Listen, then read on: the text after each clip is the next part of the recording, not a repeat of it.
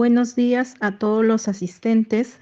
Les damos la más cordial bienvenida a este primer Viernes Científico, organizado por el Vicerrectorado de Investigación en coordinación con la Dirección de Investigación y Ética de la Universidad Nacional de Trujillo. Iniciamos saludando a nuestra distinguida mesa de honor, precedida por el doctor Guillermo Arturo García Pérez, Vicerrector de Investigación de la Universidad Nacional de Trujillo, a el doctor Juan Carlos Rodríguez Soto, director de la Dirección de Investigación y Ética, y a los tres ponentes de este día, a la doctora Berta Soriano Bernilla, al doctor Roberto Ibáñez Julca y al doctor Claver Aldama Reina. Así también saludamos a todos los asistentes que nos acompañan en este primer Viernes Científico. Invitamos al doctor Guillermo Arturo García Pérez para que nos brinde las palabras de apertura del evento. Altas autoridades de la Universidad Nacional de Trujillo, señor director de Investigación y Ética, señores decanos, señores docentes, señores expositores, estudiantes, invitados todos, tengan ustedes muy buenos días. Es un honor, como vicerrector de investigación, darles la más cordial bienvenida a este acto de apertura de los Viernes Científicos. Porque como decía Claude Bernard, el arte es yo, la ciencia es nosotros. Es decir, esta estrategia nos unirá cada vez con mayor ahínco, convencidos de que para propiciar una mayor movilidad y visibilidad al conocimiento que generamos en el seno de nuestra Universidad Nacional de Trujillo, es indispensable el reconocimiento entre nosotros de nuestro quehacer investigativo. Ello, sin duda, facilitará la identificación de líneas y grupos de investigación en la comunidad universitaria, fomentando el vínculo entre la docencia y la investigación, pues estos eventos favorecerán tanto a docentes como discentes a crear una actitud crítica frente a los problemas de nuestra región y las diversas formas de abordarlos para contribuir a ser solucionados. Asimismo, estas reuniones nos servirán para analizar y discutir situaciones desde diferentes ópticas y disciplinas y para reflexionar y recrear la investigación de manera integral e interdisciplinaria. Somos conocedores que los grandes investigadores se forman en las universidades, en los institutos de investigación o en las escuelas de posgrado, y nuestra querida universidad está encaminada al desarrollo de la investigación y los logros se obtienen trabajando en forma articulada. Por lo tanto, la finalidad de este evento es socializar ante la colectividad y toda la comunidad universitaria de la Universidad Nacional de Trujillo los resultados de sus investigaciones y de esta manera contribuir al progreso local, regional y nacional. Estamos comprometidos a continuar con estos viernes de investigación porque estamos convencidos de que el desarrollo de esta demanda también el desarrollo de una cultura de investigación que pretendemos lograr para que nuestra gloriosa Universidad Nacional de Trujillo, también para beneficio de nuestro Perú en general. Finalizo mi participación agradeciendo a quienes han aportado para concretar estas conferencias y a los ponentes invitados, a quienes nos escuchan y asisten, y a todos aquellos que han contribuido de modo invaluable a esculpir con cincel indeleble el arte de la investigación. Porque como decía Luis Pasteur, lo que no conozco, lo investigo. De esta manera, reitero mi bienvenida y declaro inaugurado el presente evento. Muchas gracias. Buenos días. Muchas gracias, doctor García, por sus palabras y por aperturar este evento Viernes Científico. Ahora el doctor Juan Carlos Rodríguez Soto nos va a brindar unas palabras. Muy buenos días con cada uno de los integrantes de esta comisión organizadora de esta jornada 2024 de los Viernes Científicos. Bienvenido a nuestra comunidad trujillana, a nuestro empresariado liberteño, a nuestra Cámara de Comercio, los colegios profesionales y diversos grupos de interés que hoy se reúnen, además de nuestra comunidad universitaria. Saludar a nuestros más de 20.000 estudiantes, a más de nuestros 1.000 docentes, a nuestros docentes investigadores, a nuestros docentes RENACIT, a los equipos integrantes de los equipos que durante el año 2021, 2022 y 2023 se hicieron de un presupuesto promovido por ley del canon y regalía minera. Esta convocatoria de los proyectos tiene también un requisito que es cada año gestionar la difusión de sus resultados. Frente a ello, los grupos de interés durante estas jornadas de los viernes se darán cita para escuchar y de una u otra manera ver cuáles avances, cuáles resultados, cuáles productos, cuáles procesos podrían ya gatillar en el mercado laboral. Estos proyectos que desde el año 2021 también narran y relatan entre sus resultados el impacto social, cultural y económico, entre otros aspectos, incluyendo el científico, se darán a conocer para promover que la universidad, una vez más, como UNT, salga al encuentro de su pueblo. Sean todos bienvenidos y desde la Dirección de Investigación y Ética esperamos que estos viernes científicos sean de gran ayuda para el desarrollo regional, nacional y local. Desde la Dirección de Investigación y Ética, una vez más, bienvenidos a este magno evento.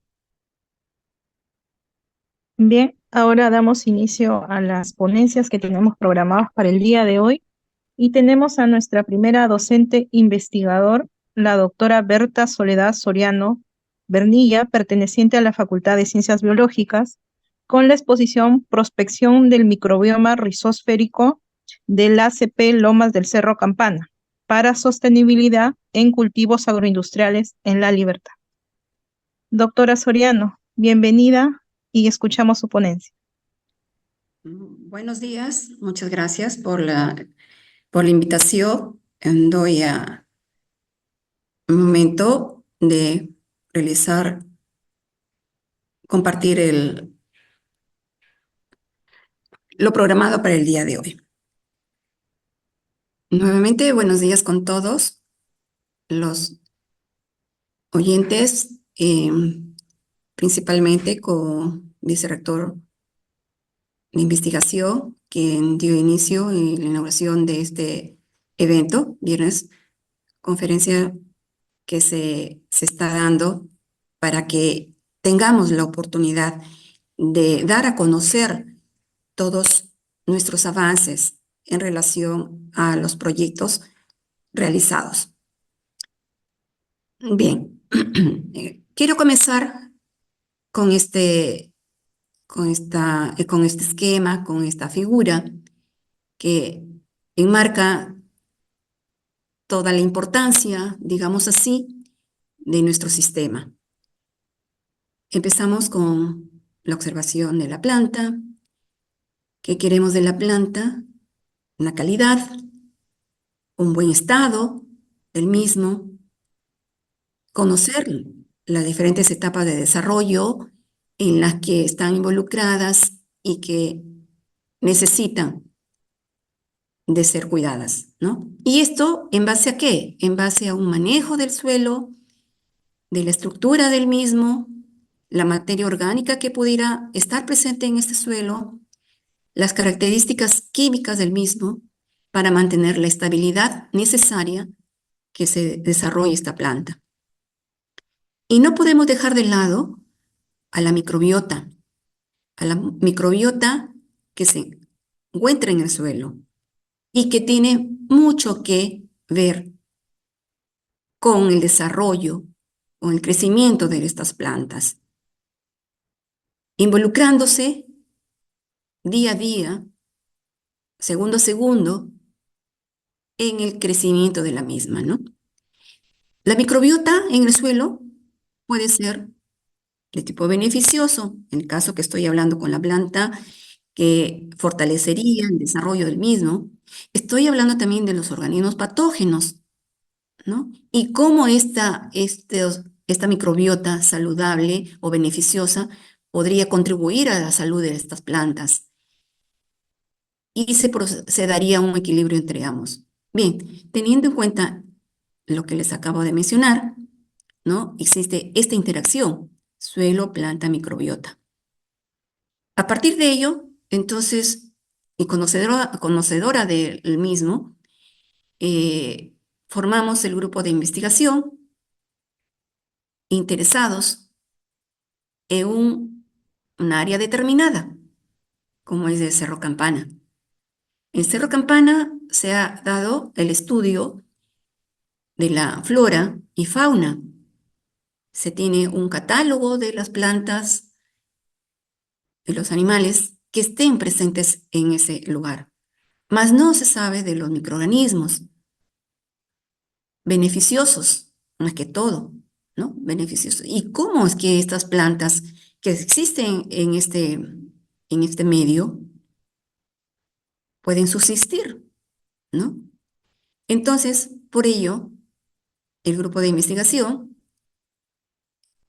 en asociación con la CITE Agroindustrial, con UNICAM del Brasil, para la capacitación, y CITE Agroindustrial para que nos oriente o podamos aplicar a estos microorganismos, tuvimos a bien entonces de formular un proyecto. Prospección del microbioma mesostérico del área de conservación privada Lomas del Cerro Campana para sostenibilidad en cultivos agroindustriales La Libertad. Nos presentamos entonces a una convocatoria que brindaba en esa oportunidad y hasta ahora el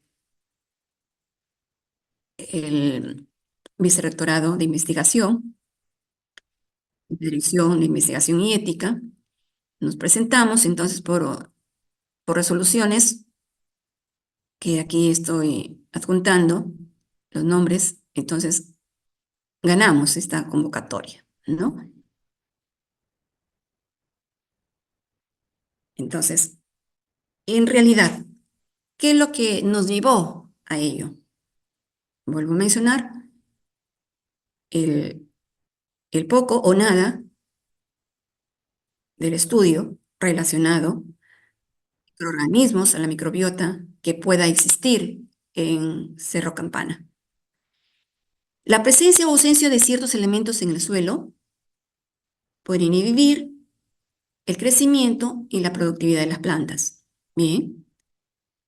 Así altera el metabolismo y afectar fases importantes en el crecimiento de las plantas. Por lo tanto, el suelo tiene nutrientes insuficientes para el crecimiento de las mismas. Y proporcionar fertilizante es uno de los esfuerzos de los agricultores. Esa es la idea, ¿no? Fertilizar a las plantas para salir adelante con las mismas. Sin embargo, el uso de esos fertilizantes en grandes cantidades daña el ambiente. Son sustancias químicas que a la larga se concentran, se mantienen y daña a las plantas, daña a la microflora, daña a la microbiota. Y basado en estudios previos, este problema se resuelve aplicando microorganismos o el que algunos lo llamamos como biofertilizante o inóculo orgánico. Bien, entonces, las condiciones ambientales predominantes en este ambiente, que es el Cerro Campana, esta es una fotografía, ¿no? Un panorámico del Cerro Campana, permite que exista una dinámica de especies de flora y fauna. Y podemos aprovechar, se puede aprovechar el microbioma autóctono. Por lo tanto, el presente proyecto que nos hemos planteado, ¿no? De este ambiente natural, con condiciones abióticas como el del Cerro Campana, temperatura de diferente, ¿no? Alta, baja, concentraciones de sales también diferentes, el pH del mismo, Entonces, hacen las condiciones diferentes y que los microorganismos están presentes o no. Muy bien, con este estudio hemos visto que sí, están presentes en esas diferentes condiciones y que lo podemos aprovechar, ¿no? Para ser utilizados como promotores de crecimiento vegetal, o los llamados PGPR, resistentes a diferentes condiciones, a diferentes factores abióticos mencionados.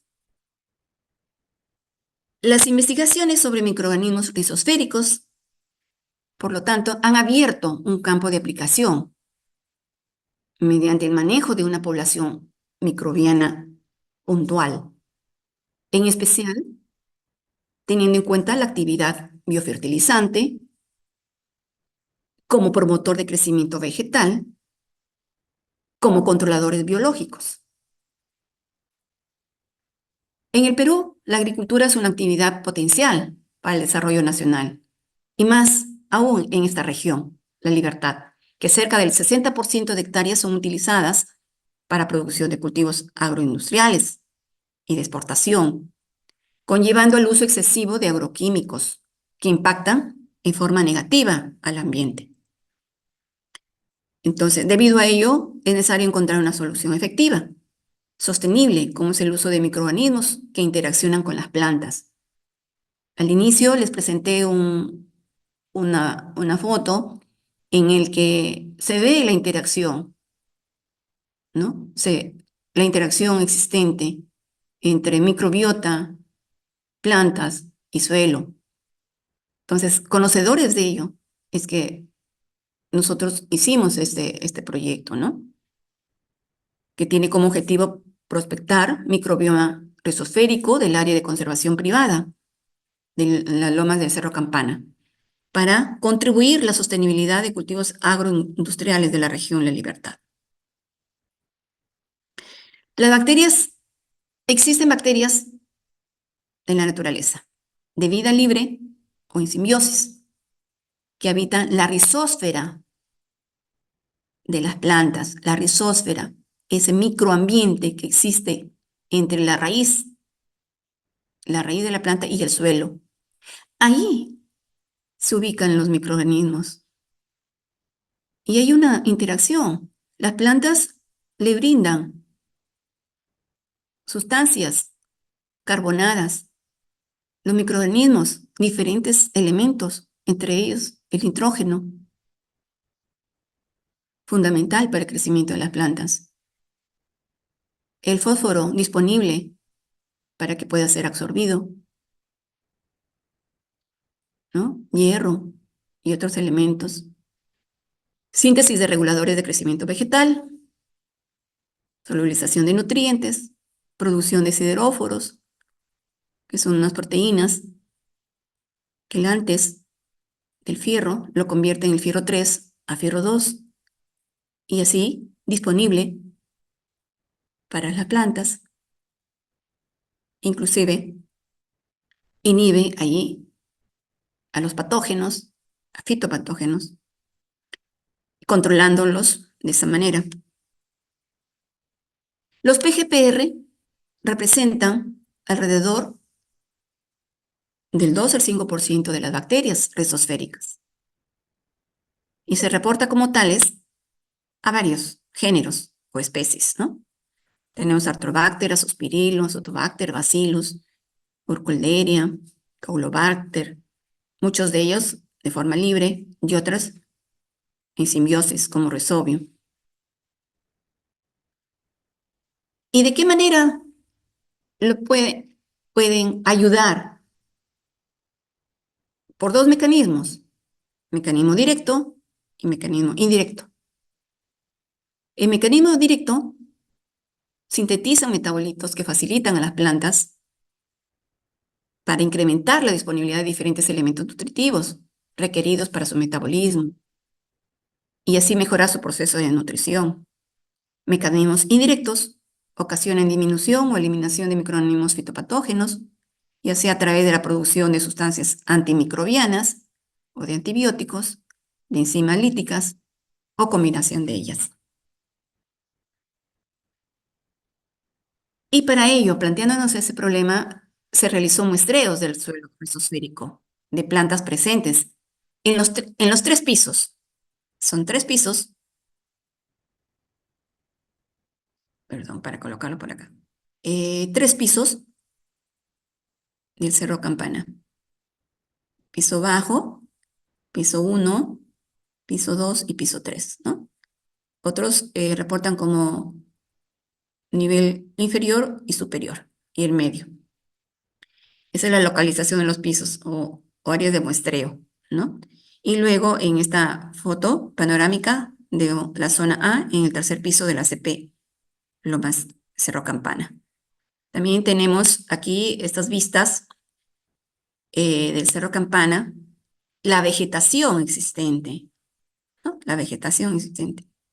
Y aquí, ¿alguien se interesa en regar a las plantitas? De vez en cuando, las lluvias, ¿verdad? Y miren, ese verdor. Estamos el grupo realizando una visita, ¿no? Y aquí hay extracción de la muestra. Y las etapas que se consideró para el procedimiento de las mismas se dieron, como a continuación menciono, el aislamiento e identificación de las bacterias rizosféricas de la CP Lomas de Cerro Campana, evaluación in vitro de la promoción de crecimiento vegetal en las rizobacterias, o sea, las PGPR, las rizobacterias promotoras de crecimiento vegetal.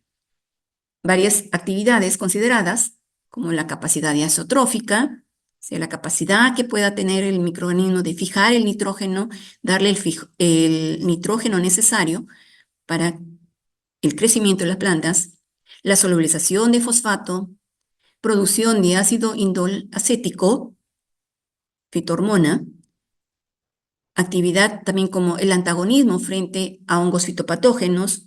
Se trabajó con 2 hongos fitopatógenos, Rhizoctonia solani, Fusarium osteosporum, y como ver si es tolerante o resistente a salinidad con las diferentes concentraciones, a diferentes concentraciones de cloruro de sodio, a diferentes temperaturas, a diferentes pHs, y la producción de sideróforos. Estas actividades consideradas in vitro, consideradas como que el microorganismo o la bacteria es un promotor de crecimiento vegetal. La siguiente fase es análisis metagenómico,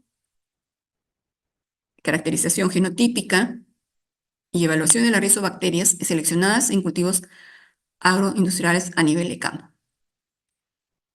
Hemos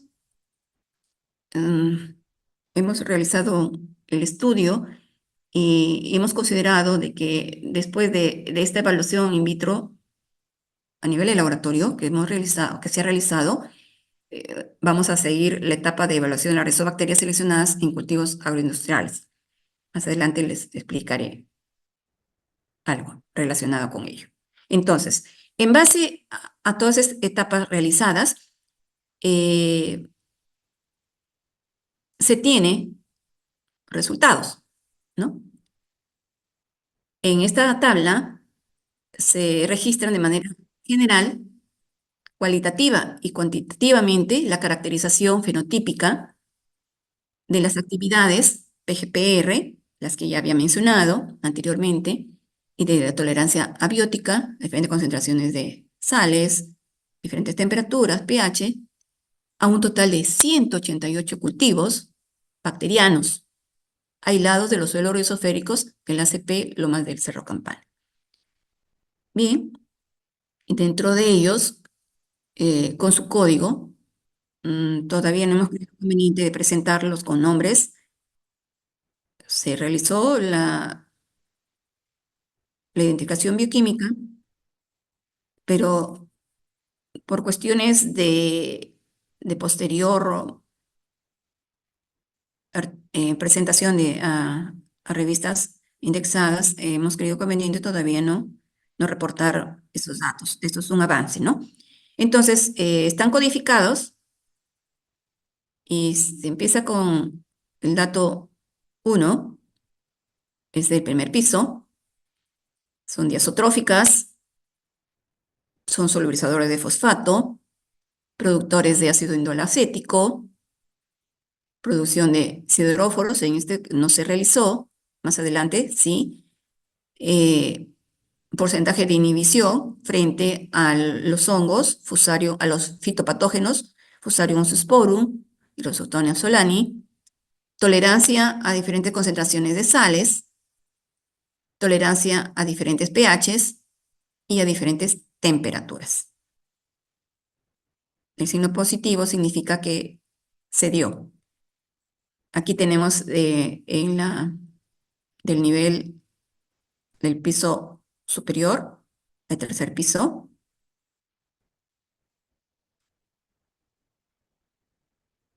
es lo que estaba mencionando, ¿no? SCP-101 en este caso, son del primer piso, y que comienza con el número 2 del segundo piso, y el número 3, tercer piso. Y se ha resaltado, acá, se ha resaltado los que son positivos a estas pruebas, ¿no? Luego se tiene el análisis estadístico, ¿no? A las diferentes pruebas con actividad PGPR y tolerancia abiótica. Se seleccionaron las bacterias con por lo menos 2 actividades PGPR positivas, ¿no? Y mayor rango de tolerancia abiótica. Según el análisis estadístico, se tuvo que realizar por cuanto en alguna literatura antiguamente decía, basta que sea positivo a una prueba, a una de esas pruebas, para decir PGPR, para considerarlo PGPR. Pero no nos parece algo acertado, ¿no? Y con la experiencia, pues vimos, y con el análisis estadístico que hemos realizado, se tiene que, considerando con 2 actividades PGPR, por lo menos. Eso es decir, diazotrófica, fijadores de nitrógeno, y solubilizadores de fosfato, supongamos acá, ¿no? El ACP-149 es un diazotrófico, solubiliza el fosfato, produce ácido indolacético y es antagonista al Rhizoctonia, o sea, inhibe el crecimiento de Rhizoctonia, ¿no? Es tolerante al 8% de cloruro de sodio, es tolerante a diferentes pHs, mire, a diferentes pHs desde 5 hasta 9, es tolerante a diferentes temperaturas hasta 35 e inclusive se ha hecho otras pruebas, ¿no? De la misma manera, lo que estamos reportando aquí del piso 3, de igual manera, ¿no? Lo que está resaltado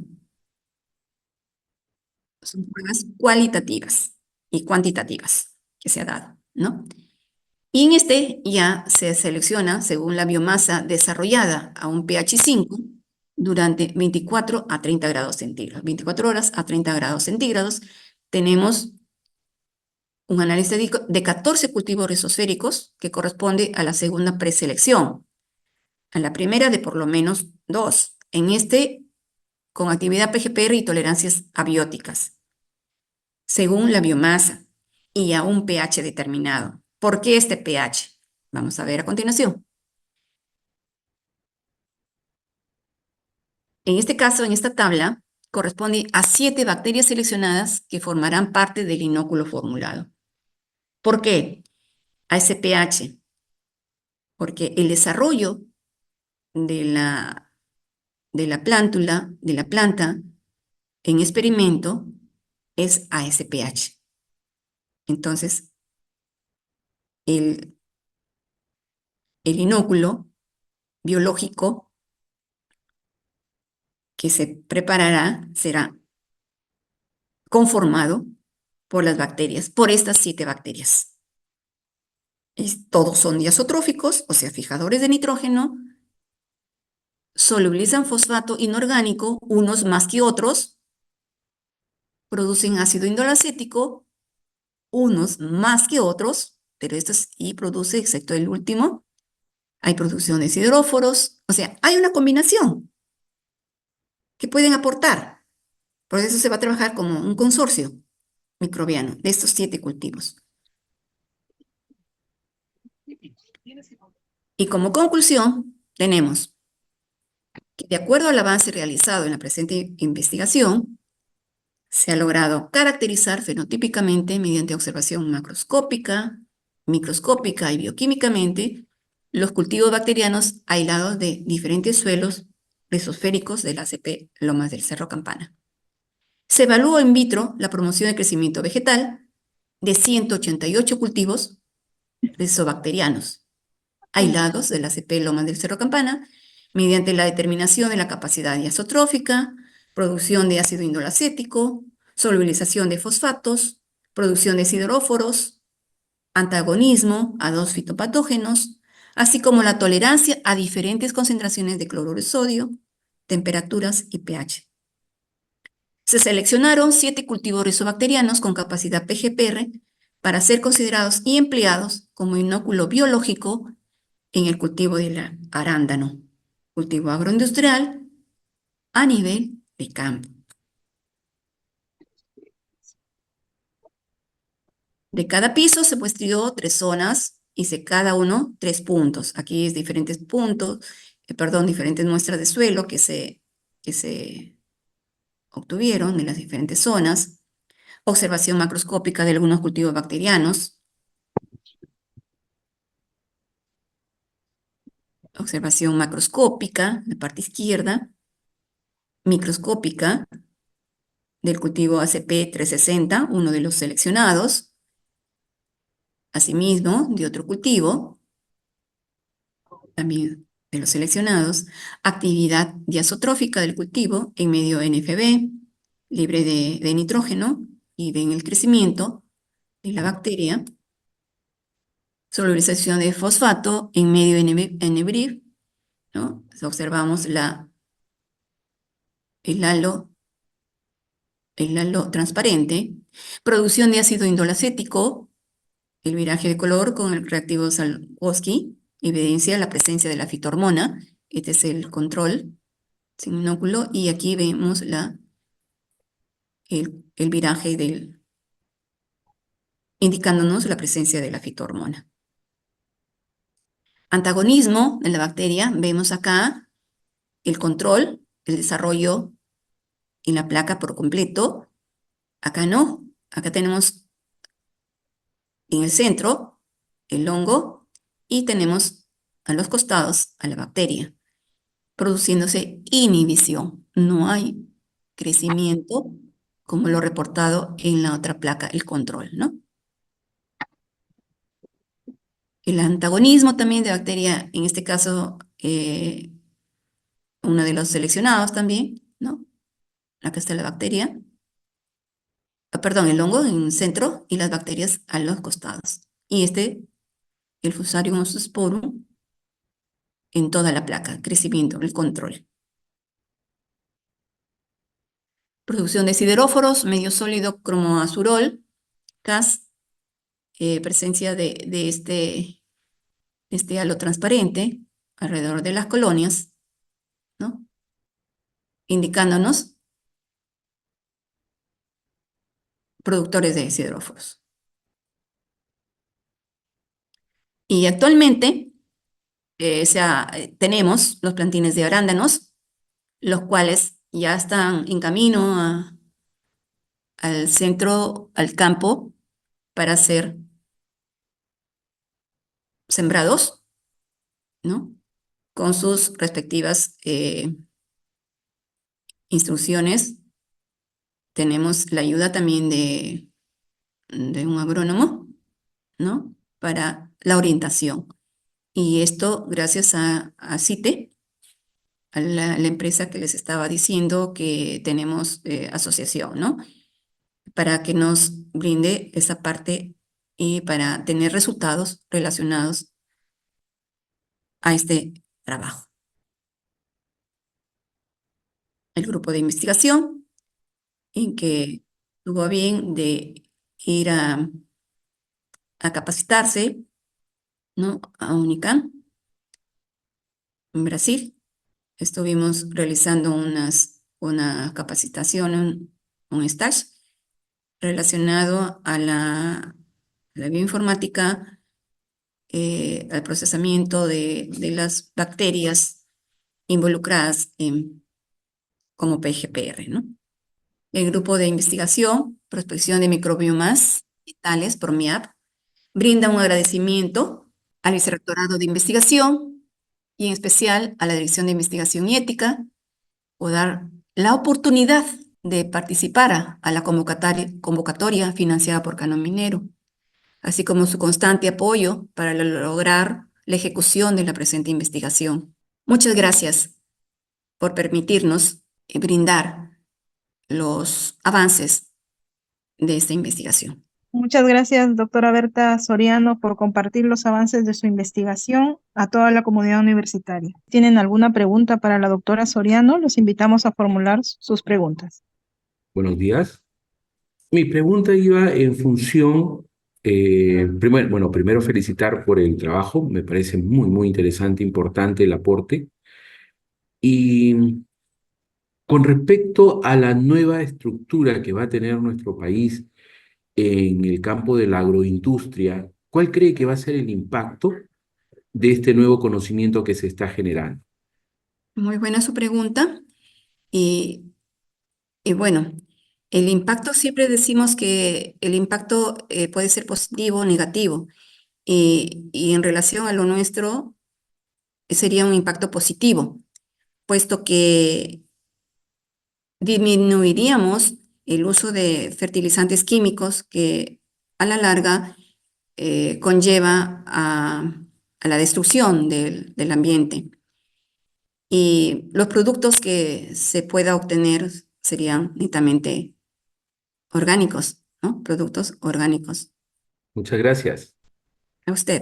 Muchas gracias nuevamente, doctora Berta Soriano, y también saludamos al doctor Martín Grados, jefe del Programa de Investigaciones Especiales de la Defensoría del Pueblo. Muchas gracias, doctora Soriano. Ahora continuamos con la siguiente ponencia y damos pase al doctor Roberto Osmundo Ibáñez Julca con su ponencia El nogal peruano, potencial inhibidor de la contractibilidad del músculo liso intestinal, alternativa en el síndrome del intestino irritable.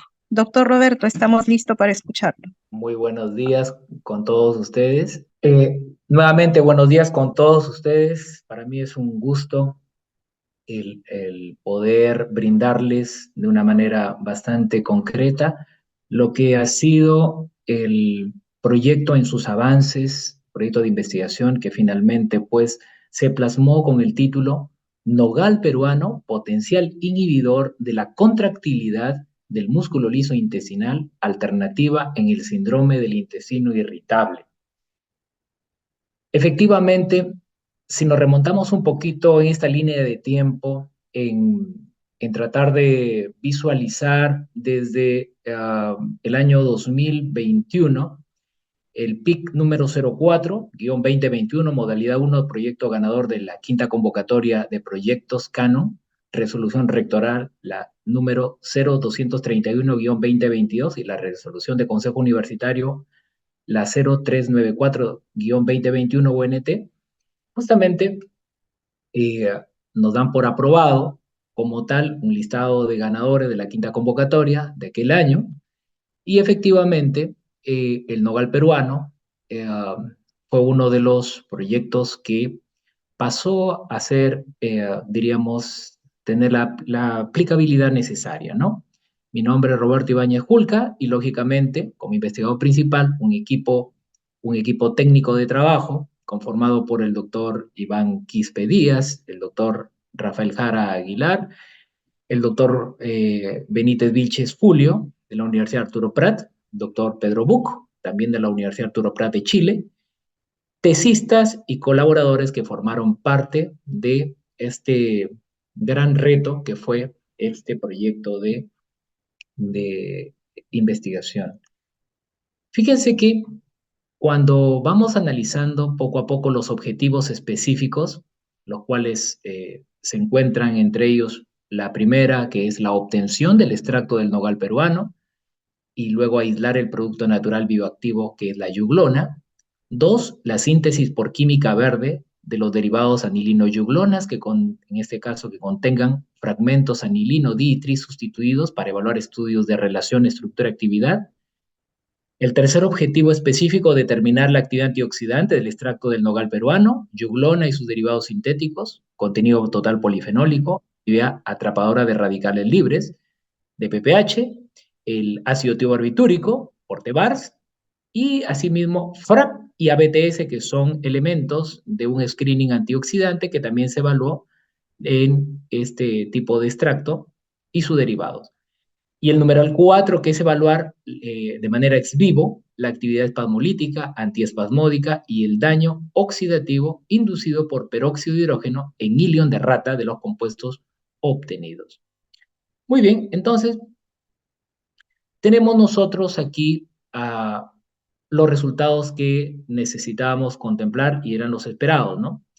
1, elaboración y publicación de artículos en revistas indexadas. 2, elaboración de un libro o capítulo de libro. 3, elaboración de presentación de tesis de pregrado, elaboración y tesis de posgrado y difusión a la comunidad. Por ende, ya centrándonos un tanto en el síndrome del intestino irritable, desde luego, el matiz epidemiológico que podríamos brindar es que nuestro país goza, entre comillas, de tener una prevalencia de más del 20% y está, lógicamente, clasificado, de acuerdo a The Lancet Gastroenterology and Hepatology, entre los países con mayor prevalencia en el mundo. Desde luego que para poder ir observando este tipo de síndrome vamos a ir visualizando algunos signos y síntomas que son propios de este tipo de problema de salud. Y también a la vez mencionar pues que hay una interconexión entre problemas derivados de salud mental, ¿correcto? Y problemas gastrointestinales. Entonces, vamos a observar que los problemas de salud mental decantan justamente en estos problemas gastrointestinales que finalmente pues se trasladan a traducirse en inflamación, estrés oxidativo y finalmente todo esto anida como un síndrome del intestino irritable. Entonces, observamos que el estrés oxidativo pues tiene muchísimo que ver, además de otros factores, en la generación del síndrome del intestino irritable. Y para lo cual, ya comentábamos, hay una conexión entre cerebro y en este caso la microbiota intestinal para la generación de estas sintomatologías, en la cual la serotonina, la noradrenalina, la acetilcolina, pues están vinculadas estrechamente con el desarrollo de este tipo de problema. Los pacientes con IBS, o en este caso síndrome del intestino irritable, manifiestan dolor abdominal, flatulencias, borborismos, diarrea, constipación, evacuación incompleta. Y diríamos, pues, de los aquí presentes, muchos de nosotros, e inclusive algunos familiares, han experimentado cualesquiera de estas sintomatologías, que lógicamente tienden al uso, en este caso, por medicación de libre venta, o en este caso llamado fármacos de venta libre, sin prescripción médica, el uso de antiespasmódicos, el uso de antiflatulentos, el uso de procinéticos o motilínicos, el uso de antidiarreicos o laxantes. Si me observo un antiespasmódico muy conocido como la buscapina, se utiliza muy rutinariamente en farmacias y boticas, porque es de venta libre, y lógicamente augura un efecto como este efecto farmacológico. Antiflatulentos, me estoy refiriendo de pronto a la simeticona y derivados, por ejemplo, el famoso Gaciobet, o también tenemos los derivados como son la dimeticona también, procinéticos como la metoclopramida, que ayudan muchísimo a generar una motilidad adecuada, y antidiarreicos y laxantes que, en este caso, como antidiarreico tenemos aldonafán, que es la loperamida, y un sinfín de laxantes. Por ende, la farmacoterapia en este tipo de síndrome del intestino irritable va más allá de 2 a 3 prescripciones, fíjense, de 33 al 91%, y de 1 a 7 prescripciones por año en todo el mundo. Entonces, realmente hay todo un cóctel de medicamentos que normalmente se utilizan para aliviar este tipo de problema de salud. Si miramos la otra cara de la moneda en los medicamentos, además del beneficio que acabamos de ver, la seguridad, lógicamente contemplada en muchos estudios, sobre todo de los fármacos anticolinérgicos, en este caso tipo buscapina o iosina, conllevan, entre otros problemas, a lo que estamos observando ahí: incidencia de demencia, por decirlo así, trastornos de la memoria, trastornos ligados también a nivel intestinal, como son el hilio paralítico, entre otros. Y asimismo, otros estudios comentan la insatisfacción que tienen los pacientes al momento de dar inicio a su farmacoterapia en este tipo de problemas. Por ende, aparecen muchas alternativas, entre ellas la terapia natural, a través de publicaciones que inicialmente documentaban los polifenoles en la prevención del síndrome del intestino irritable. Antes de dar inicio a lo que el trabajo consistió en el año 2021 al ser ganador, ya teníamos una experiencia previa. Una de ellas fue la publicación en la revista Moleculus de una fruta muy interesante, que es el mango extraído, en este caso colectado en Piura, y desde luego nos permitía tener ya el modelo a nivel, a nivel biológico, especialmente a nivel de intestino, y ver, justamente validar las diferentes técnicas que requeríamos justamente para el estudio sobre intestino irritable. Entonces, con esta experiencia previa y además de observar que en la literatura, por ejemplo, la yuglona, que es uno de los derivados de los fitocomponentes que tiene el nogal en el fruto, ya permitía vislumbrar algunos efectos, sobre todo vasodilatadores, en el año 2020 como tal, ¿no? Entonces, ya había determinados indicios al respecto del nogal. Luego, ya con un screening propiamente dicho para nuestro proyecto, comenzamos a dar, diríamos, paso desde la selección, adquisición, identificación y preparación de los extractos liofilizados, luego la determinación del activo antioxidante, luego la identificación por UHPLC masas, la síntesis por química verde de la yuglona y derivado de anilino-yuglona, la evaluación ex vivo por administración aguda y crónica a nivel de ilion, de rata y los extractos liofilizados, midiendo el tono basal, la reactividad contráctil, el calcio en su influjo como tal y el daño peroxidativo por peróxido de hidrógeno, así como marcadores con malón de aldehído, catalasa y superóxido dismutasa del homogenizado intestinal. Con todo este screening, empezamos lógicamente objetivo por objetivo para dar la conclusión a este proyecto. En el objetivo número 1, desde la colección propiamente dicha de el nogal y luego la separación del fruto como tal, luego para poder pasar a la síntesis de la yuglona, que químicamente se denomina 5-hidroxi-1,4-naftoquinona, para finalmente sintetizar un derivado mucho más específico que es la anilino-yuglona.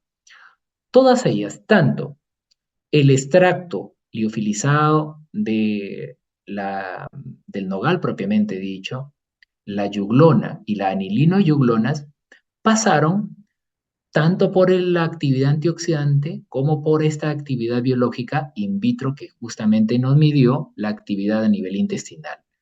Llámese teniendo en cuenta que el efecto relajante en este caso nos podría brindar un efecto protector sobre la sintomatología.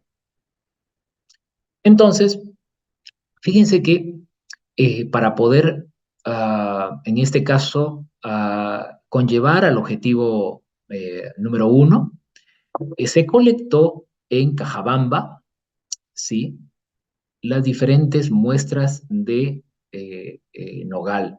Y los frutos propiamente dicho fueron los que nos ayudaron para poder finalmente extraer de la cáscara del fruto del nogal los diferentes liofilizados que luego permitieron hacer el estudio farmacológico.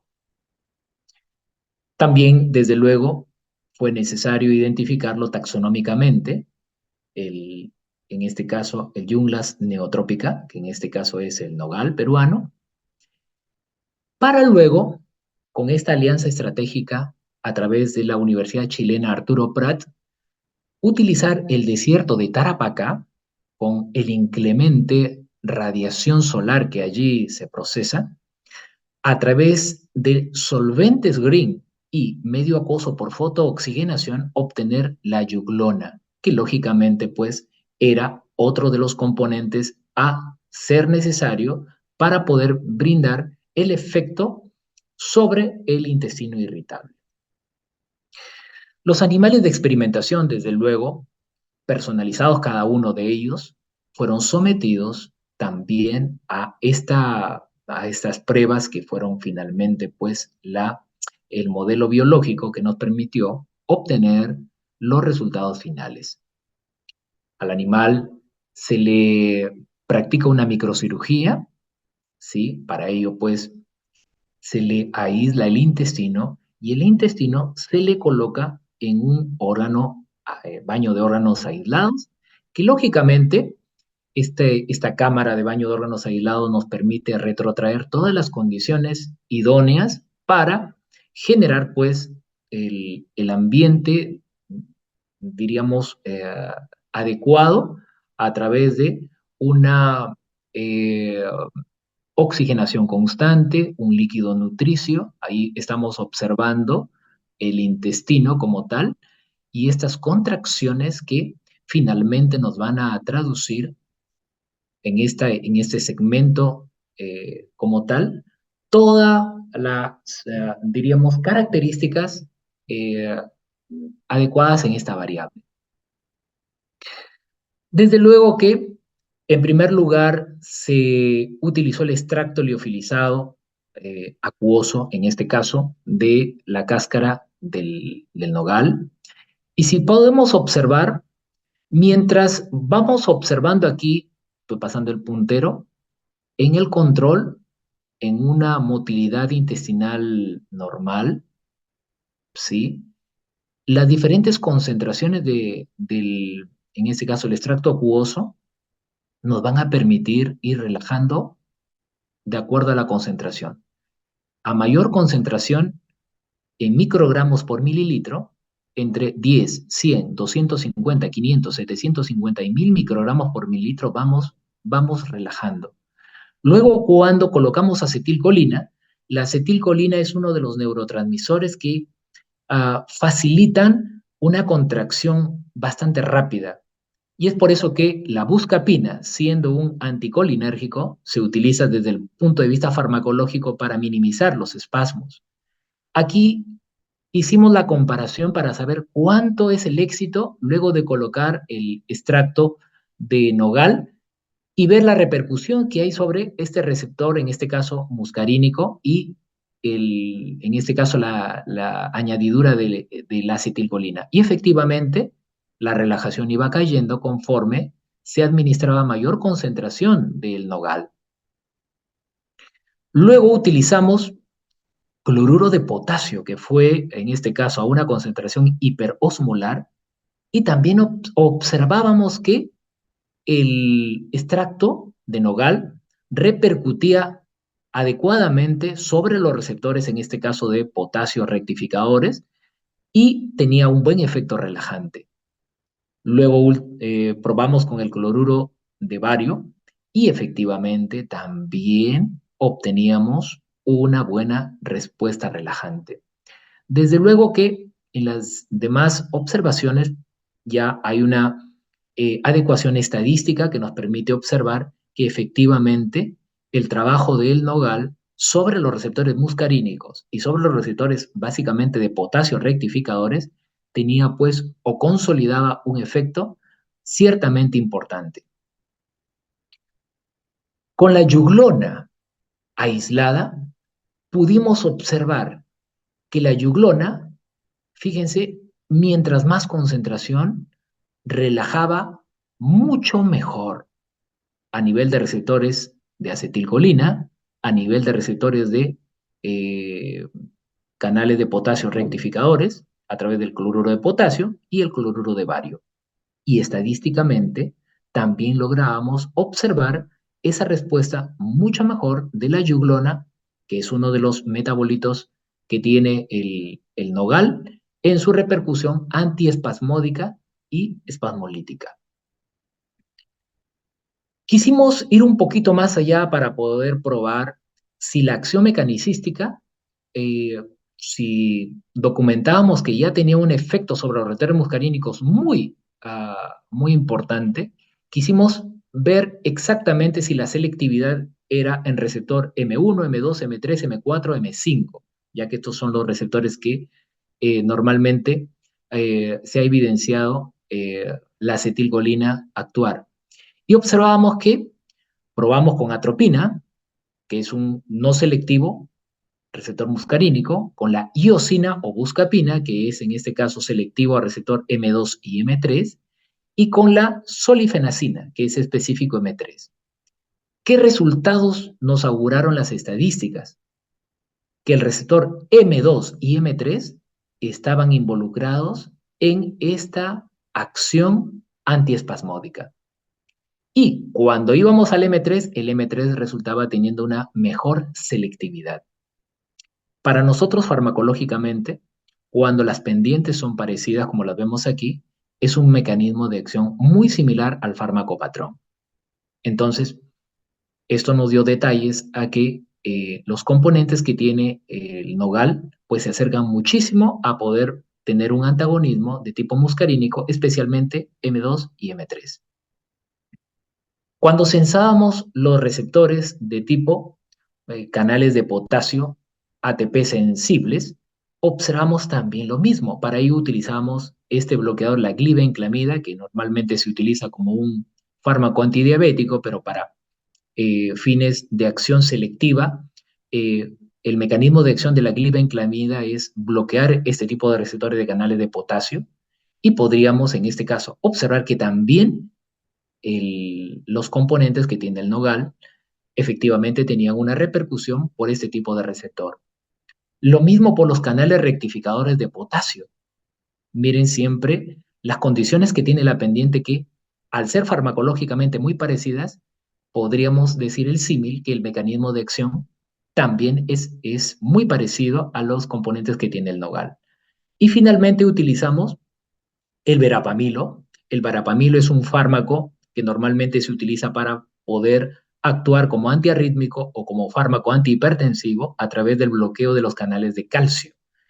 Estos canales de calcio voltaje dependientes también se pudo observar, tienen mucha afinidad a los componentes que tiene el nogal, especialmente la yuglona.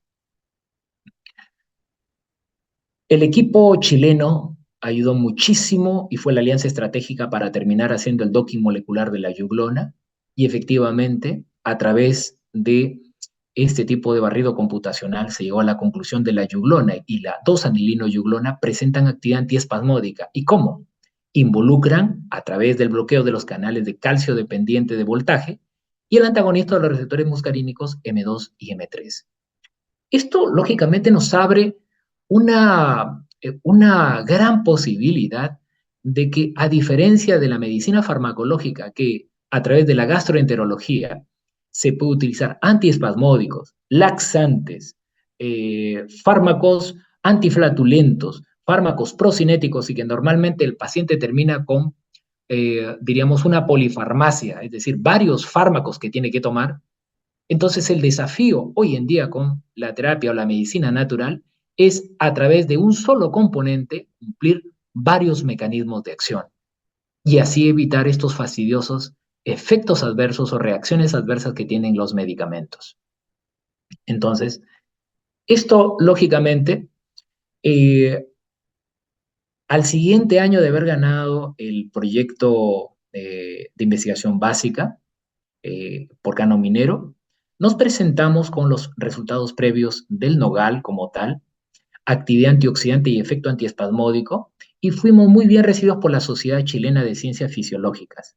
Y para lo cual, en noviembre del 21 al 25 de noviembre del año 2022, fue publicado en su libro Resúmenes, en un evento realizado en La Serena, Coquimbo, en nuestro hermano país de Chile. Luego, para el año 2023, teniendo nuevos avances, viajamos a la ciudad de Armenia, en el Quindío, en el país vecino de Colombia, del 13 al 16 de septiembre del año 2023, y en el cual llevamos el siguiente avance, que fue la yuglona, síntesis por química verde y actividad sobre la contracción del músculo liso intestinal en modelo animal ex vivo. Y lógicamente se expuso, aquí estamos con el doctor Iván Quispe, forma parte de nuestro equipo, y finalmente el certificado como tal del 11º Congreso Latinoamericano de Plantas Medicinales en el año 2023 y que fue refrendado también en su libro Memorias del Congreso, en el cual pues documenta la yuglona, síntesis por química verde y actividad sobre la contracción del músculo liso intestinal y modelo animal ex vivo. Para ello, lógicamente, también se han cumplido con las jornadas de difusión de resultados. Esto fue el 1 de diciembre del año 2022, en la cual se cumplió la primera jornada de difusión de nuestros resultados. Y para el 15 de diciembre del año 2023, con la segunda jornada de difusión de resultados. También se ha contemplado, aquí observamos, una tesis de bachiller a través del autor Acuña Tarrillo Edwin Ernesto, del año 2022, y lleva por título Nogal peruano, actividad antioxidante e inhibidora del músculo liso intestinal en ratas. También una tesis a nivel de magíster que lleva por título Efecto ex vivo de la yuglona y sus derivados de anilino-yuglona sobre contracciones ileales del Ratus norvegicus Holzmann y su posible acción mecanicística. Nuestra maestrista Cabrera Quirós Betty y el asesor, el doctor Iván Quispe Díaz. El monitoreo, que fue un cumplimiento también de fecha 10 de noviembre del año 2023, en el cual pues se vislumbraron los resultados con nuestros amigos del equipo chileno también como parte de nuestra alianza estratégica. Y finalmente, mencionarles que con fecha 28, 29 y 30 de agosto, hace prácticamente 2 semanas atrás, se realizó aquí en nuestro país, aquí en Trujillo, el 12º Congreso Latinoamericano de Plantas Medicinales y desde luego, como un componente final fue el efecto antiespasmódico del extracto de nogal peruano yuglona y su derivado 2-anilino-yugolona, potencial mecanismo de acción ex vivo e in silico. Y lógicamente fue una de las presentaciones orales en este último congreso realizado aquí en nuestra Universidad Nacional de Trujillo a través de la Sociedad Latinoamericana de Plantas Medicinales en el 12º Congreso. Efecto antiespasmódico del extracto de nogal peruano, yuglona y su derivado 2-anilino-yuglona y su posible mecanismo de acción. Estamos terminando el paper que lógicamente concentra todos estos datos, resultados que hemos ido obteniendo. Ya tenemos el título, Exploring the Antispasmodic Effect of Peruvian Nogal Extract and its Metabolic Juglone, Potential Mechanisms of Action, Ex Vivo and In Silico Studies. Lógicamente, vislumbra todo el equipo que viene trabajando al respecto.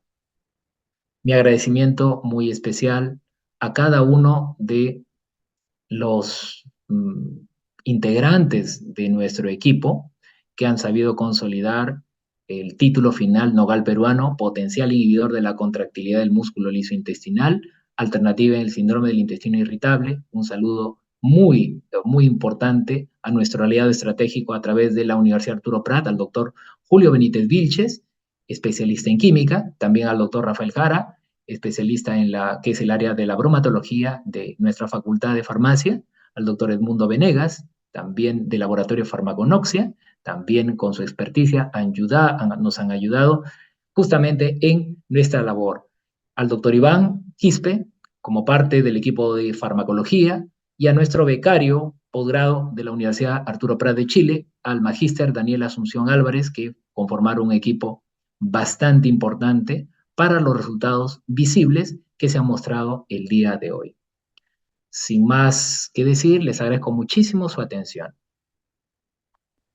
Muchas gracias, doctor Roberto Ibáñez. Felicitar a todo el equipo de investigación y a usted como investigador principal de este proyecto. Ahora preguntamos a los asistentes. Tal vez tienen alguna pregunta, alguna consulta para el doctor Ibáñez. Bueno, ha sido muy interesante la ponencia y ha quedado todo muy claro. Le agradecemos, doctor Ibáñez. Muchísimas gracias a todos ustedes. Gracias. Bien, ahora continuamos con la ponencia de estudio de uso de láseres portátiles para conservación y restauración de objetos arqueológicos de metal complementada por fluorescencia de rayos X, microscopía electrónica de barrido y microscopía óptica. Y damos la bienvenida al doctor Claver Aldama Reina. Doctor Aldama. Sí, muy buenos días con todos. Gracias por la invitación. Voy a pasar a compartir pantalla. El título de la presentación es el mismo título del proyecto. Este es un proyecto, uno de los proyectos ganadores de la quinta convocatoria de proyectos de ciencia y tecnología con fondos públicos provenientes del Cano. Es del año 2021.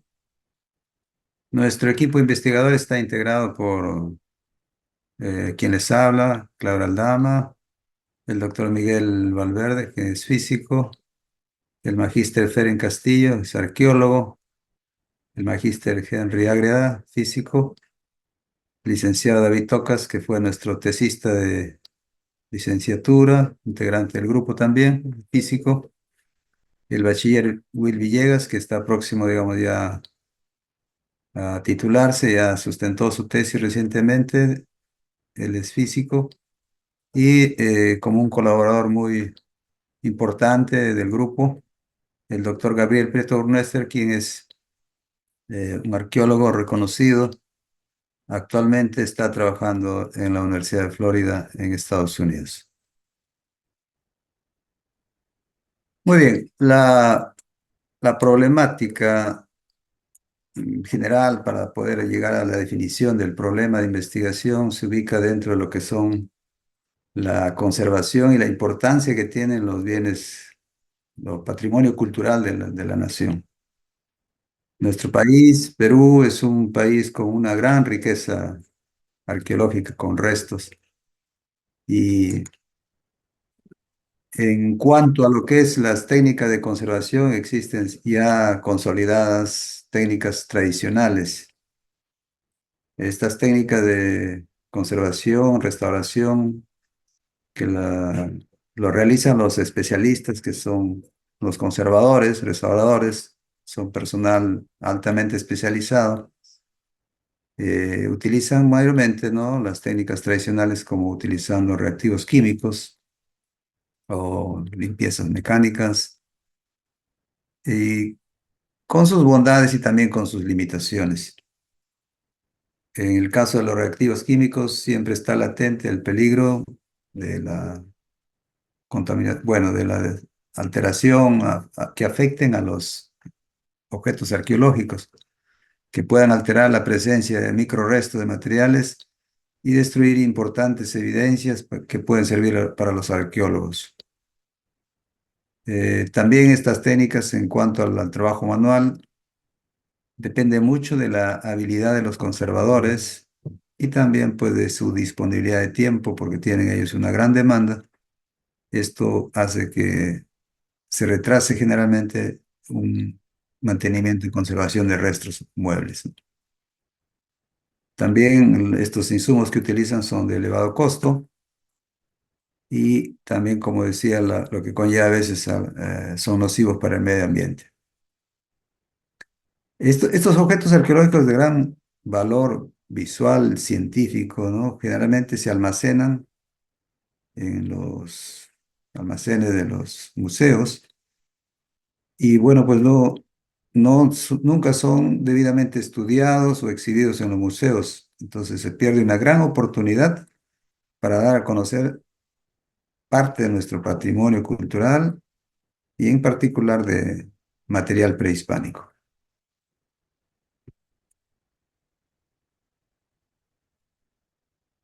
Bien, en el contexto mundial, ¿no? Ante esta problemática que también la tienen los países, otros países del mundo, como por ejemplo en Grecia o Europa o los países que tienen una rica tradición cultural, como los griegos, por ejemplo, ¿no? Ahí fue cuando surgió la ciencia, ¿no? Hace 2600 años aproximadamente. Entonces, con la invención del láser, que el láser ya ha cumplido 64 años desde que se inventó y se puso en funcionamiento, un 16 de mayo de 1960. Esa fecha es considerada histórica en el desarrollo de la tecnología, de la ciencia, y por eso es que ha sido considerado como el año, esa fecha escogida para celebrarse cada año por la UNESCO como el Día Mundial de la Luz. Cada año se celebra el 16 de mayo.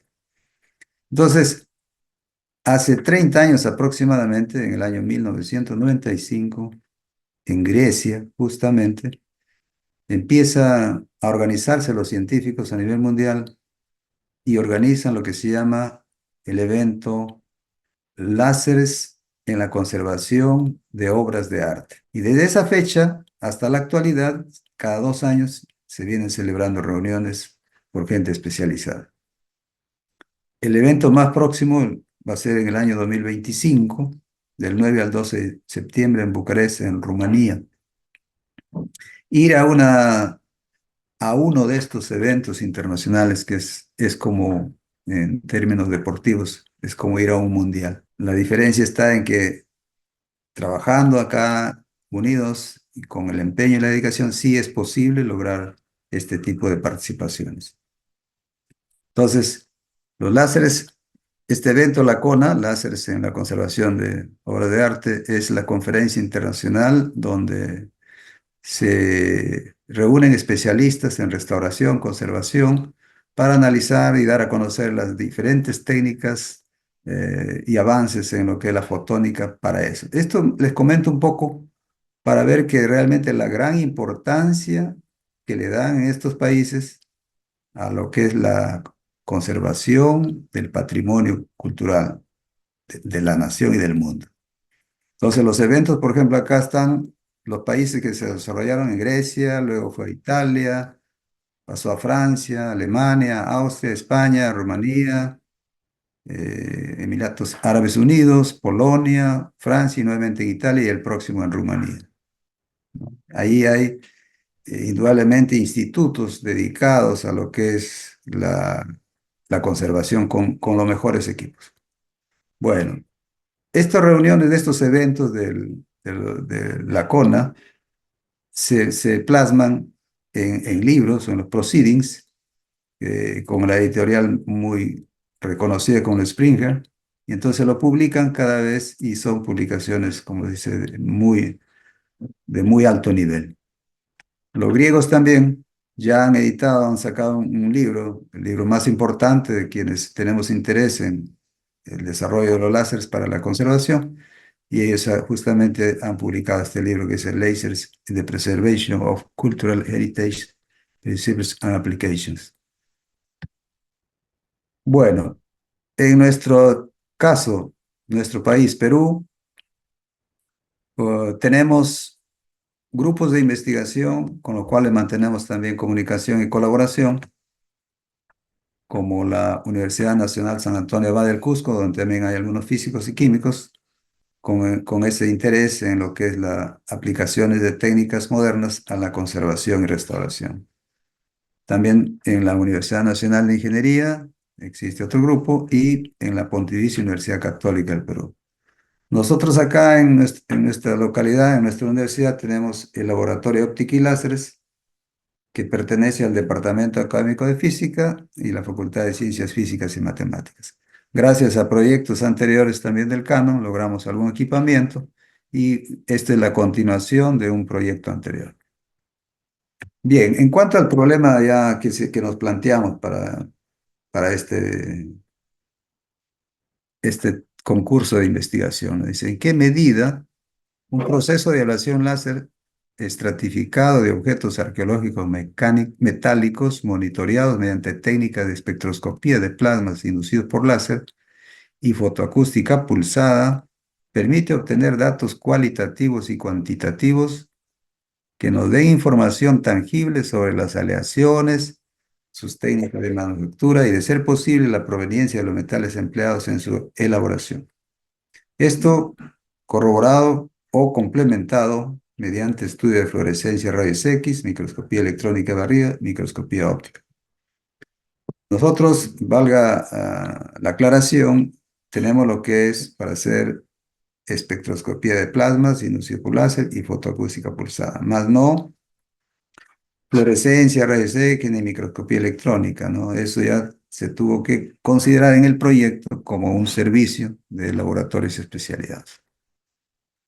En cuanto a los objetos de estudio, ya, la gran ventaja que tenemos nosotros es de trabajar ya directamente con el doctor Gabriel Prieto, quien por cerca de 10 años ha sido director en el proyecto arqueológico Huanchaco, Paguán, donde han hecho diferentes, cerca de 12 el centro de excavaciones arqueológicas en Huanchaco, y han encontrado una diversidad de objetos.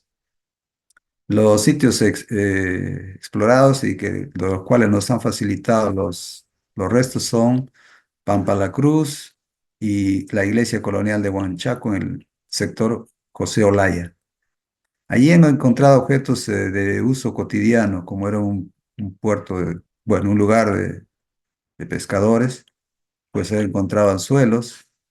Así, aquí son las fotografías originales tomadas por ellos, y se puede ver justamente el estado en que se encuentran, pues han estado a expensa a orillas del mar, expuestos a la humedad, a la intemperie, y entonces era lógicamente que han sido corroídos.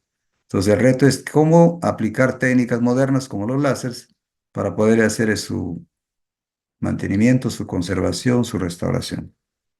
Aquí tenemos otros objetos también, que son, por ejemplo, una placa circular de cobre, posible argolla, una nariguera, un piruro.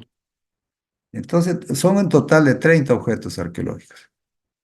Acá, un fragmento de aguja, y aquí también. Ellos ya, con la experiencia y la especialidad que cultivan, pues ellos son los que asignan a qué cultura pertenece, filiación. Aquí tenemos filiación Virú, filiación Moche, Chimuinca. Acá vemos un mapa donde se ubica justamente en la parte ya, bueno, en el contexto del mapa de la ubicación de los sitios arqueológicos excavados en la bahía de Huanchaco, perteneciente al Valle de Moche, costa norte del Perú. Ahí está la iglesia colonial el sector José Olaya y Pampa la Cruz. Aquí tenemos fotografías también proporcionadas por ellos mismos. Esto también ya es de conocimiento público porque ha sido publicado en una revista, la revista Chungara, digamos, como parte también del proyecto de investigación actual, porque es un trabajo conjunto. Y entonces aquí se puede ver detalles, por ejemplo, de en qué circunstancias fueron encontrados esos restos, porque aquí no solamente está en el análisis físico, sino también en la parte arqueológica de rescatar todas las características en las cuales fueron encontrados para que ellos puedan dar su interpretación, ¿no? Ahí está una fotografía bastante detallada. Aquí hay otro, donde son entierros, Y ahí están los objetos, ¿no? Acá en esta figura de la izquierda, una tumba virú, dice, y detalle de fragmento de argolla recuperada in situ.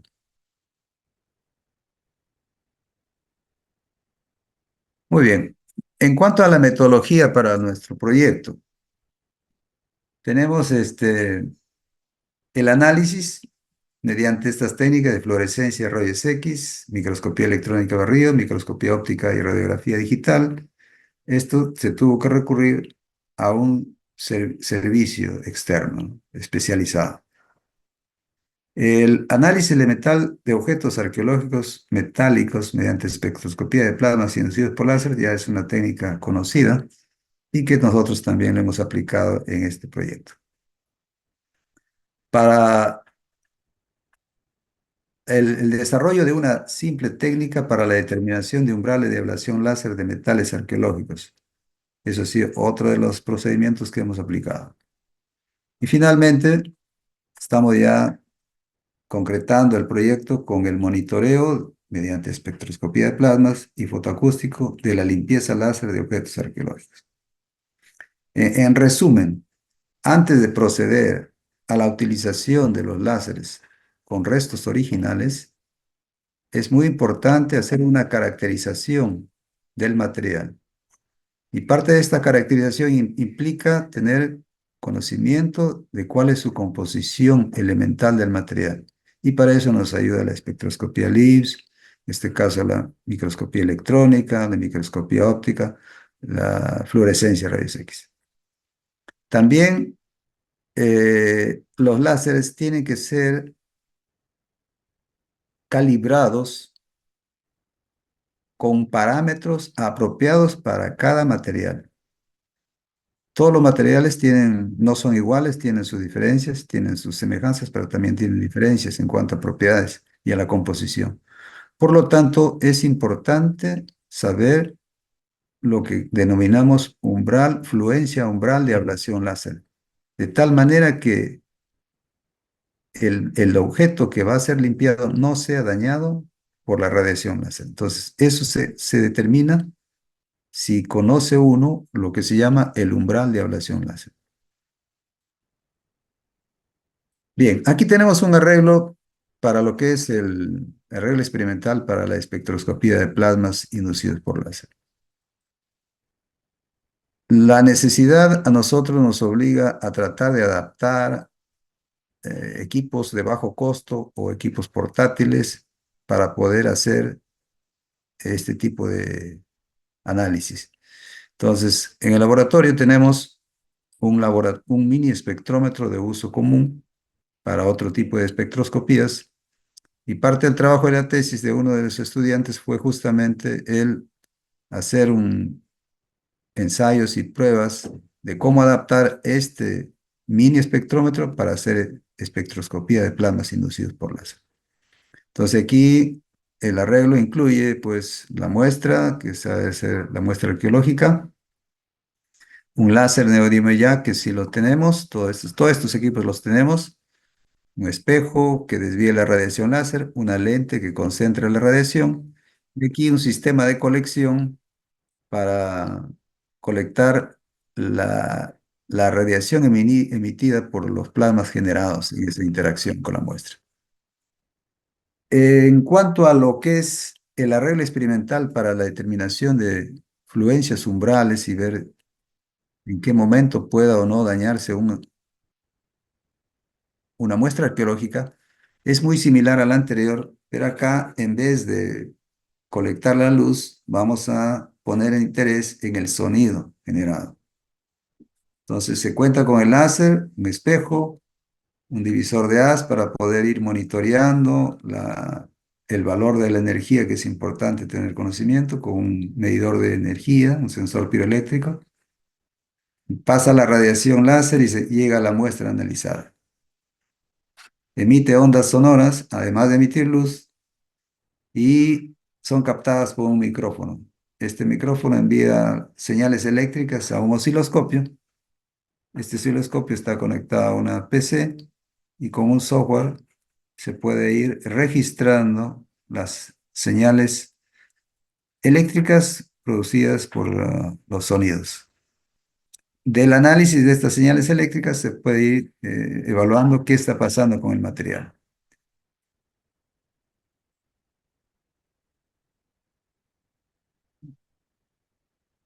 Vayamos ahora sí en cuanto a los resultados, ¿no? Entonces, los resultados vamos a ver que tenemos que clasificarlo en varias partes, ¿no? Una es, por ejemplo, lo que es los resultados de la espectroscopía de plasmas inducidos por láser.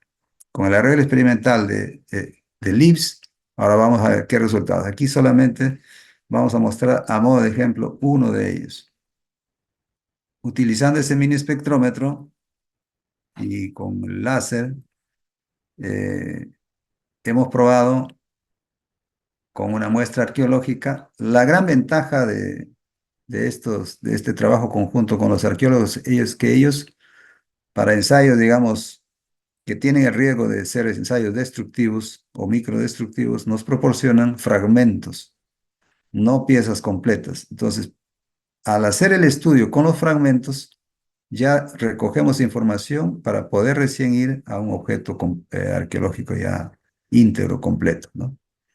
Entonces, por ejemplo, acá en la espectroscopía de plasmas inducidos por láser, se obtiene información, lo que le llamamos líneas espectrales, que nos dan la información, en este caso cualitativa, de identificar cuál es la composición elemental o qué elementos se encuentran presentes en ese material. Un espectro es la huella dactilar semejante a la huella dactilar de las personas. El elemento cobre, por ejemplo, tiene ciertas líneas características. La plata, otras líneas específicas. El cobre, también otras. El oro, así, ¿no? Y entonces, en esta diversidad de líneas espectrales, claro, está justamente el reto de identificar, recurriendo a base de datos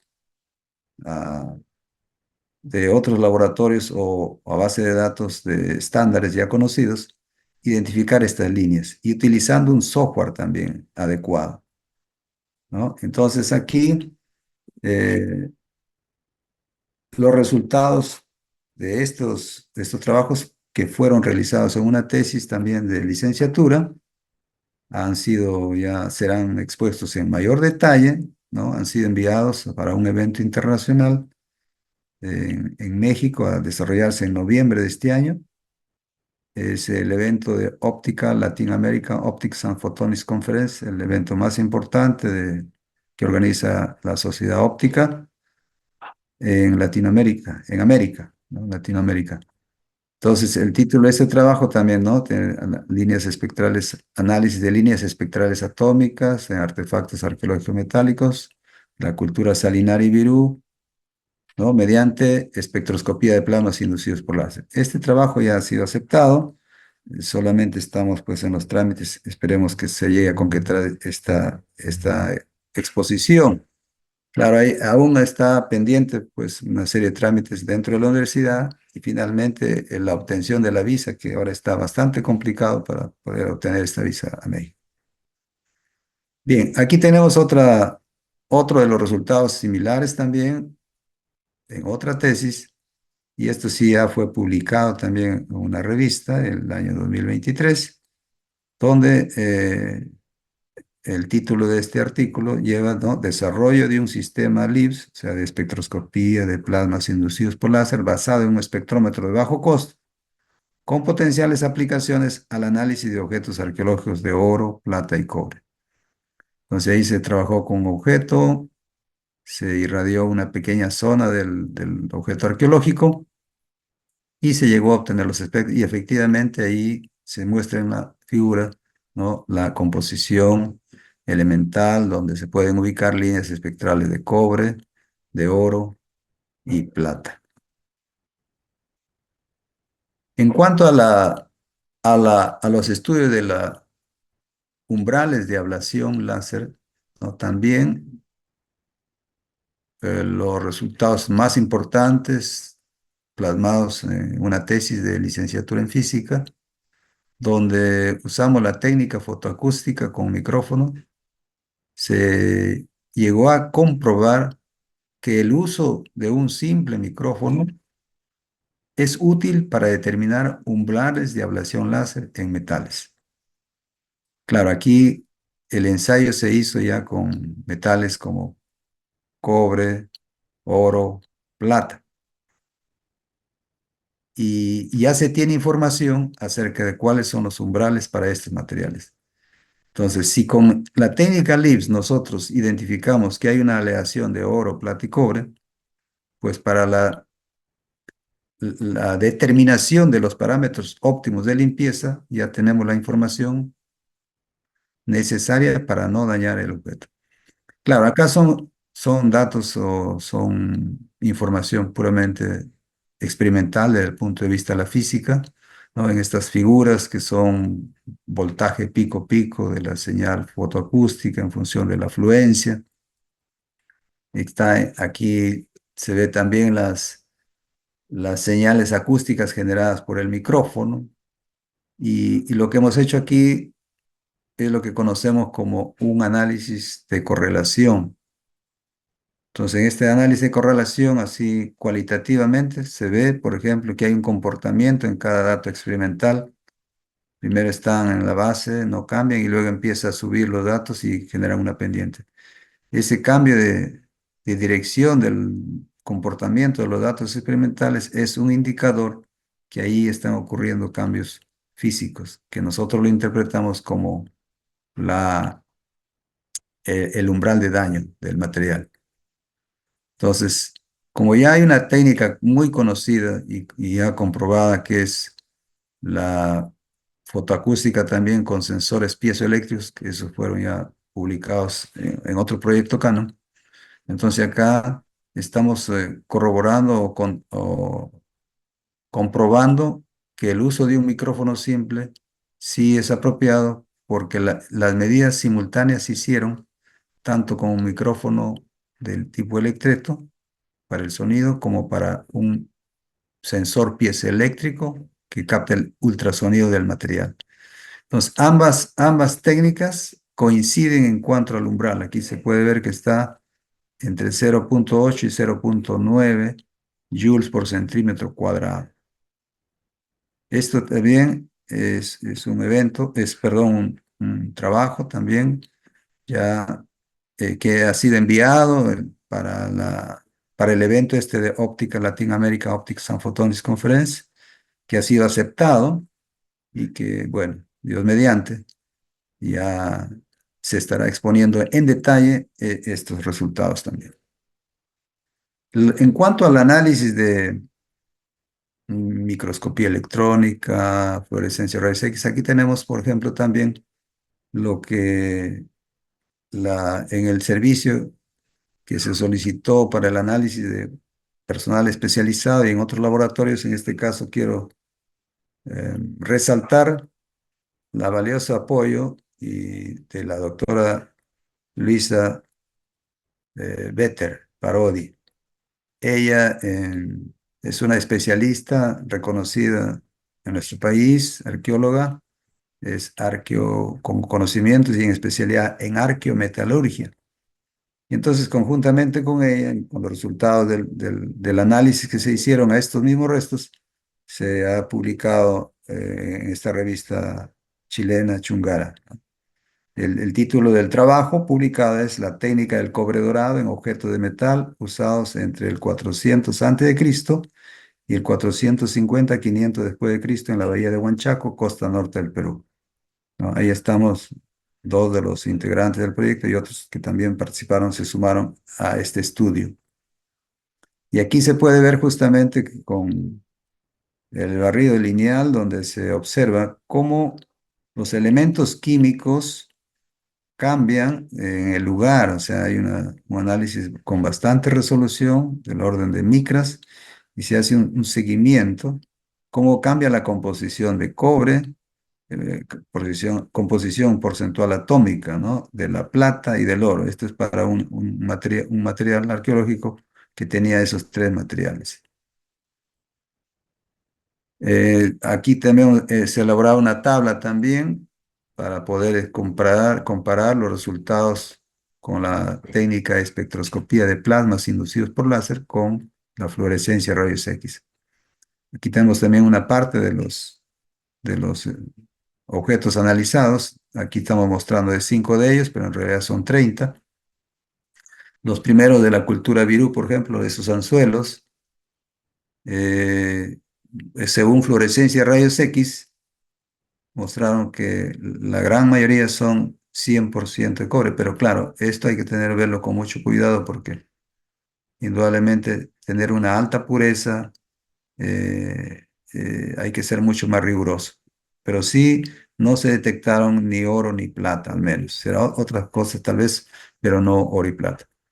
Y mediante espectroscopía LIBS, en la técnica que desarrollamos nosotros, también se llega a identificar que sí, efectivamente hay cobre, pero no se detectó la presencia ni de oro ni de plata.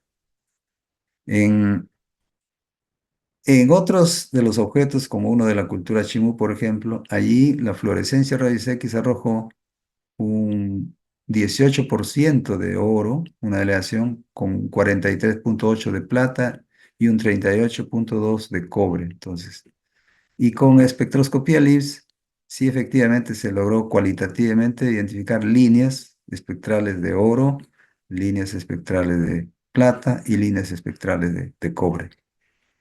De aquí, cualitativa, es una técnica también por el momento semi-cualitativa, podríamos decir, también con LIBS, del espectros obtenidos, llegar a decir al menos que de todos estos 3 elementos, el que tiene más abundancia es la plata, ¿no? Todo eso también se puede determinar semi-cualitativamente, semi-cuantitativamente, perdón, con LIBS. Y así, para otra placa salinar tardío, ¿no? O con otros porcentajes diferentes. Bien, para ir terminando ya, acá tenemos un video del laboratorio, como esto en la parte final que estamos ya por terminar, es ya la utilización ya con todos estos conocimientos y estos antecedentes adquiridos, ir caracterizando los materiales, ir a la etapa final que es la limpieza láser con un láser portátil, ¿no? Este es un láser que puede trasladarse a otro lugar, acá está la fuente, tiene un comando digital de control, aquí está el cabezal del láser, aquí se ha instalado en una mesa. Acá tenemos el ensayo que se está haciendo ahora por el momento, antes de ir a los restos arqueológicos, es con placas metálicas oxidadas, que no son restos arqueológicos, pero que sí nos permiten desarrollar la técnica antes de ser usada con objetos reales, ¿no? de interés o de patrimonio cultural.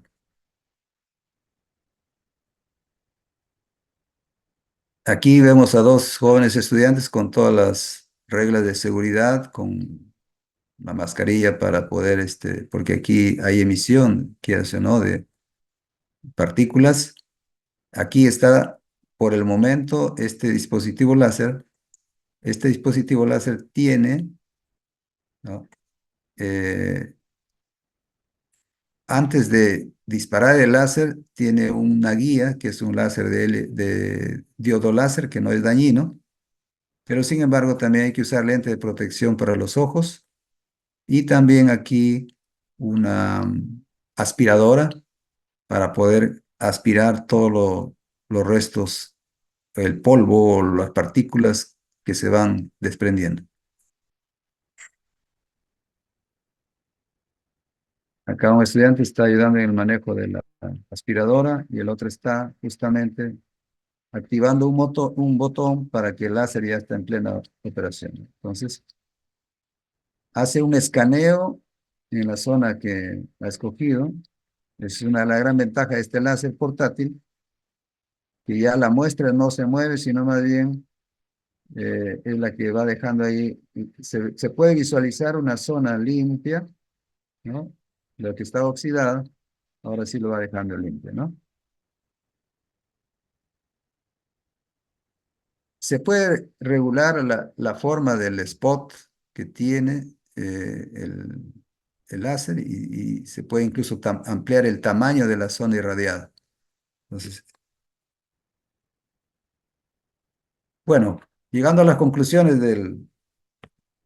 del trabajo, ¿no? Como una primera conclusión en cuanto a la espectroscopía de plasmas inducidos por láser, pues llegamos a la conclusión que efectivamente con un mini espectrómetro sí es posible hacer, obtener información cualitativa, semi-cuantitativa también, acerca de la composición elemental de un objeto arqueológico. Tiene la ventaja de que es un análisis rápido y microdestructivo, no es totalmente, sino la zona irradiada, que es el orden de áreas de micras, pues a veces es imperceptible a la vista. Lo otro, la segunda conclusión es que un simple micrófono tipo electreto de bajo costo también es apropiado para la determinación de umbrales de ablación láser de objetos metálicos, dentro de ellos los objetos arqueológicos. Y finalmente, ya a raíz ya de este trabajo conjunto con los arqueólogos, ya es un tema con bastante ya aplicación en arqueología para descubrir las técnicas ancestrales, ¿no? La técnica del cobre dorado por eliminación sí fue empleada por los orfebres entre los años 400, 200 a.C. en la bahía de Huanchaco, costa norte de Perú. Bueno, los agradecimientos finales, ¿no? Este proyecto ha sido financiado con fondos públicos provenientes del Canon Minero, la quinta convocatoria del año 2021.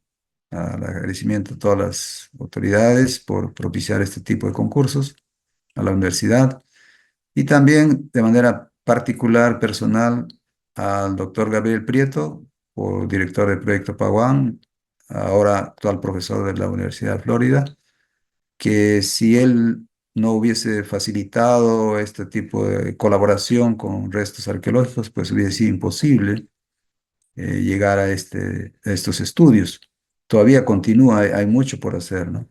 A la doctora Luisa Vetter Parodi, una experta en arqueometalurgia, profesora de la Universidad Católica, que también se sumó con estos análisis especializados y también con la publicación que se ha hecho. Muy bien, eso es lo que podría comentarles y muchas gracias por su gentil atención. Muchas gracias, doctora Aldama. Felicitar a la vez a su equipo de investigación y a usted como investigador principal de este número 5 del 2021 de la quinta convocatoria Cano. Les pedimos a los asistentes, tal vez tengan alguna pregunta, alguna consulta para el doctor Aldama. Buenos días, doctor Clever. ¿Se me Sí, sí, escucha? sí, claro, claro. Le escucho. Bueno, mire, felicitarlo por la brillante investigación que han hecho y los resultados que están obteniendo. Sin embargo, quisiera hacerle una consulta con respecto a esta participación, digamos, de diferentes colegas de diferentes universidades, diferentes grados académicos. ¿Qué nos podría comentar sobre esa experiencia? ¿Cómo se ven beneficiados ambos espacios? Porque en ciencias sociales todavía es un espacio pendiente, ¿no? El trabajo interdisciplinario, multidisciplinario y con apoyo de diferentes grados académicos. ¿Qué experiencia nos puede comentar sobre ello? Sí, y le agradezco por su pregunta, muy, muy interesante, ¿no? Por la experiencia que hemos desarrollado nosotros, bueno, cultivamos la física y estamos en colaboración con arqueólogos. De las primeras barreras fue cómo hallar un lenguaje común para un entendimiento.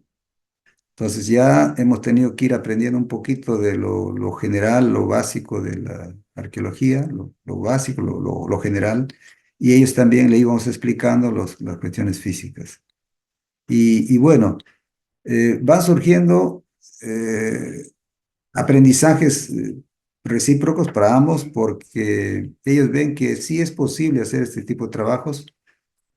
Por ejemplo, nos decía Gabriel Prieto, ¿no? Que ellos tienen interés en ver técnicas modernas porque cuando un objeto arqueológico se encuentra, en principio hay que cuidar todo, porque todo es una evidencia, así como cuando se hace en ciencias forenses, se analiza restos, pues así hay que cuidar todo, ¿no decía? No buscar técnicas que no dañen y si más bien reporten información, porque eso después nosotros lo interpretamos.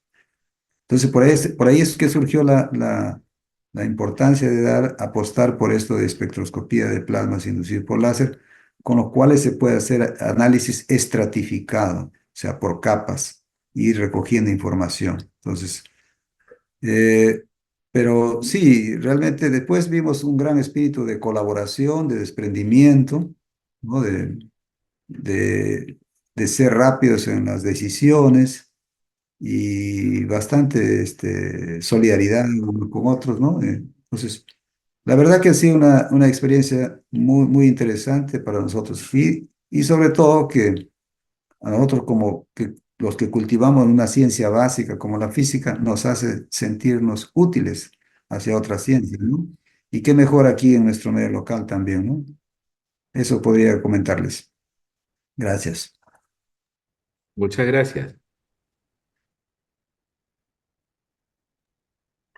Bien, muchas gracias a todos los asistentes.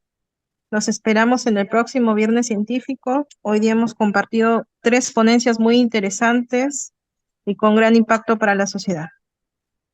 Muchas gracias a todos los investigadores y a todos los asistentes. Que tengan un excelente día.